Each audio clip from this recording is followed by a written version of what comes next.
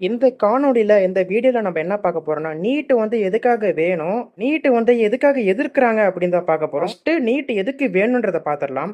NEET இல்லாதப்ப டொனேஷன்ல வந்து நெறைய பேர் உள்ள போய்க்கிட்டு இருந்தாங்க. ஒரு குறிப்பிட்ட சீட்டு மட்டும் தான் இந்திய அளவிலயும், மாநில அளவிலயும் குடுக்கப்படும். அந்த அளவு தான் காலேஜ் அவைலபிள். அந்த அளவு தான் ஃபெசிலிட்டீஸ்லாம் அவைலபிள். பேர் வந்து டொனேஷன் கட்டி உள்ளார போய்க்கிட்டு இருந்தாங்க. சில பேத்துக்கு வந்து திறமை இருந்தும் டொனேஷன் வந்து இல்லாத காரணத்தினால அவங்களால வந்து உள்ள போகாம இருந்தது. நீட்டுக்கு வந்தவொடனே என்னாச்சுன்னா, யாராலயும் படிக்க முடிஞ்சது அப்டின்னா, காம்படிஷன் வச்சு அதுல வந்து செலக்ட் ஆயிட்டு யார் நல்லா பெஸ்ட்டா பெர்ஃபார்ம் பண்றாங்களோ, அவங்க வந்து உள்ள போகலான்ற மாரி இருக்கு. அதாவது நீட் வந்து எதுக்காக வேணும்ன்றத பார்த்தாச்சு. நீட் வந்து எதுக்காக எதிர்க்கிறாங்கன்றத பார்க்கலாம்.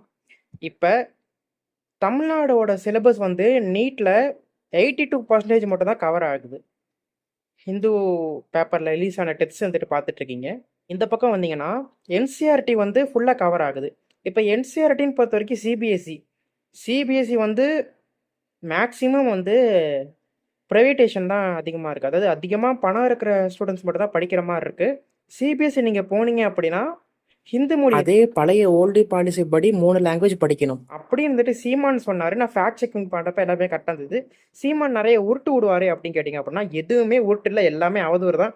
எல்லாத்தையுமே டீகோட் பண்ணி நான் இருந்துட்டு என்னோட சேனல்ல போட்டுட்டு இருக்கேன். நான் வந்து எந்த விதமான தனிப்பட்ட கட்சியும் ஆதரிக்கல.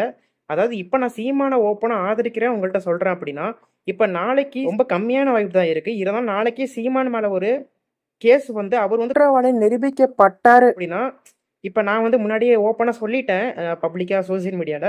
அதனால எனக்கு வந்து பேக் ஃபயர் ஆகும். வாய்ப்பில்ல ராஜா, வாய்ப்பு கிடையாது. அதனால நான் வந்து பார்த்தீங்கன்னா, நியூட்ரலா எல்லா கட்சியும் தான் ஆதரிக்கிறேன்.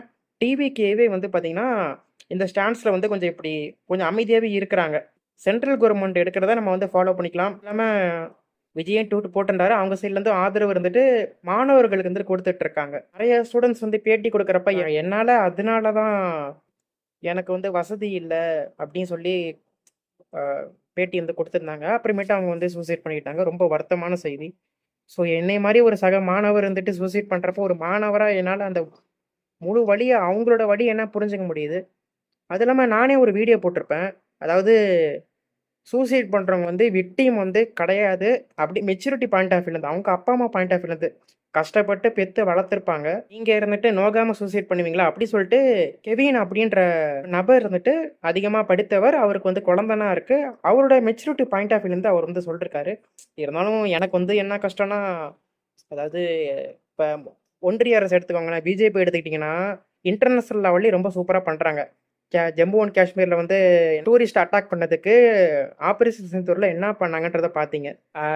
பிஜேபி வந்து 1000 தான் குற்றச்சாட்டை உள்நாட்டுக்குள்ள வைக்கப்பட்டாலும், வெளிநாட்டு உறவுகள் வந்துட்டு நல்லா தான் பண்ணிட்டு இருக்காங்க. இத்தாலி பிரைம் மினிஸ்டர மீட் பண்ணாங்க. நான் முசோலினிய சொல்லல. அத எடுத்துக்காதீங்க. யாரு மெலோனி மீட் பண்ணாங்க. அதாவது வரலாற்று அதிகமா படிச்சவங்க வந்து நெறைய ட்ரோல் வீடியோலாம் பார்த்திருப்பீங்க. வரலாற்ற வந்து கலாய்ச்சு போட்டுட்டு இருப்பாய்ங்க. அதாவது இந்த ரஷ்யன் வின்டர் வந்துட்டு சூடாகிட்டு இருக்கு. அதனால ஜெர்மன்ஸ்லாம் வந்து ஒரு மாரி இருக்காங்கன்னு ஒரு இது பார்த்தேன். விடுங்க. அது வந்து ஏன்னா உலகப்போர் 2ஆம் உலகப் போர்ல ஹிட்லர் இன்வேஷன் பண்ணார்ல ரஷ்யாவ. சரி இருங்க நான் அத பத்தி நம்ம பேசலாம். எல்லாத்த பத்தியும் பொறுமையா பேசுவோம். டிஸ்கவர் பண்ணுவோம். மெலோனி இவங்க பேரு பிரதமர் பேர் வந்து மோடி. வந்து நெறைய பேர் வந்து ஃபன் பண்ணிட்டு இருந்தாங்க. இப்ப அத வச்சு கலாய்ச்சுக்கிட்டு இருக்காங்க. ஆனா உண்மையாலுமே அவர் வந்து ட்ரேட இன்கிரீஸ் பண்ணணும். நாட்டோட எக்கானமி பூஸ்ட் பண்ணணும்னு தான் போனாரு. உள்நாட்டுக்குள்ள எவ்வளோ பிரச்சனை இருக்குன்னு கேட்டீங்கன்னா, நம்ம வந்து ஆல்மோஸ்ட் 4வது இடத்துக்கிட்ட வந்து இருக்கிறோம். அதுக்கு முன்னாடி இருக்க கண்ட்ரி எல்லாம் ஜெர்மனி இருக்காங்க, சைனா இருக்காங்க, யுனைட்டட் ஸ்டேட்ஸ். இப்போ வந்து கொஞ்சம் கீழ வந்திருக்கோம்னு நெனைக்கிறேன். இருந்தாலும் அந்தந்த எல்லா கண்ட்ரியும் எடுத்துக்கிட்டீங்கன்னா, அஃபிஷியல் லாங்குவேஜா ஒரே ஒரு லாங்குவேஜ் வச்சு, ஒரே ஒரு புரபகண்டா ஃபுல்லா பரப்பி, அவங்களுக்கு வந்து கவர்னன்ஸ் பண்ண ஈஸியா இருக்கு. அதனால ஒரே கொள்கையை நோக்கி போறதுனால அவங்களோட எக்கானமி வந்துட்டு நல்லா குரோ ஆகுது. இப்ப நம்ப இந்திய நாட்ட எடுத்துக்கிட்டீங்கன்னா, பல்வேறு வகையான கல்ச்சர்ஸ், டைவர்சிஃபைடு கண்ட்ரி. ஒரு டிஸ்ட்ரிக்ட் டிராவல் பண்றப்பயும் அந்த நம்ப தமிழ்நாட்டிலே ஸ்லாங் மாறுபடும். ஸோ, அதனால கவர்னன்ஸ் பண்ண கொஞ்சம் கஷ்டமா தான் இருக்கும். ஸோ, அதனால நான் வந்து முன்னாடியே சொல்லிட்டேன். ஒருத்தரும் நெனச்சா மட்டும் தான் மாற்றம் வந்து வரும்.